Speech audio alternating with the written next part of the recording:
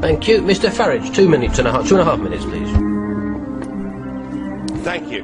Well, Mr Barroso, I'm always prepared to accept I might be wrong, and I thought the democratic revolution against this euro lunacy was confined to Northern Europe. But now we see that Slovakia have joined it, and I must say, what a wonderful result that was last night in Slovakia. I'm sure many of you here will agree. And it's produced, I think, the quote of the crisis. Richard Sulik, who led the rebels, said, "I'd rather be a pariah in Brussels than have to feel ashamed before my children who would be deeper in debt." Well, I know how he feels, because I've been somewhat of a pariah here, perhaps for the last 10 years. But he's got it right, because he summed up the detachment between Brussels and the real people of the European Union. And listening to this today, it's almost as if this debate's been going on inside a padded cell that is the European Parliament, as people compete for who can be the most stupid. Who can be the most stupid? Who can waste the maximum amount of taxpayers' money? I really do think, as a political class, you're all wrong.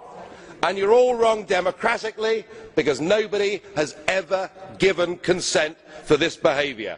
And when people do vote no, well, when the French vote no, you ignore them. When the Dutch vote no, you ignore them. When the Irish vote no, you say vote again and get it right. And when Slovakia vote no, well, we're told today it'll all be okay, because they can vote again this week until they get the right answer.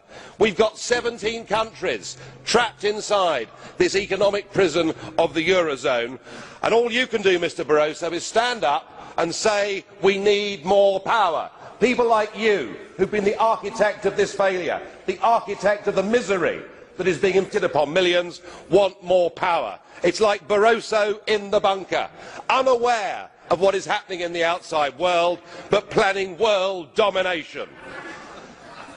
And in economic terms, it's getting madder and madder. I hear the new idea is that the bailout fund will be multiplied, geared up ×5 by the European Central Bank, so that you've got your 2 trillion, Mr Verhofstadt. 2 trillion. Good God, Greece is going bankrupt. If you lot continue, the whole banking system in Europe is going to go bankrupt. The former British Chancellor of the Exchequer, Norman Lamont, this morning described the attempts to save the euro as the most gigantic Ponzi scheme. I'm tempted to think he's right. Thank you.